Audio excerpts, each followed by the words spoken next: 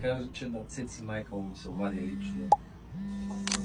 Кой от тая къща смяташ, че може би ще ти остане другарче, приятелче, както Цецко... Цеци. Да. Бузогана. Да, той е много Душичка. момче и съм го поръчала аз с него. Ако ти кажа, че на Цеци майка му се обади лично. Защо? Защото тя жената беше супер притеснена. Едно такова, какво се случва, защото нали първия ден и като гръмна. Как влезна, какво влезна.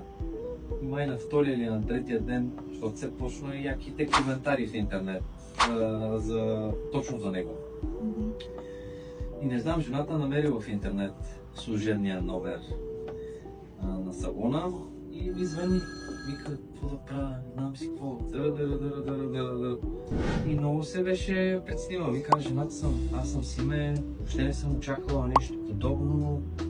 Вика от сина си, тя въобще не знае за тези негови работи.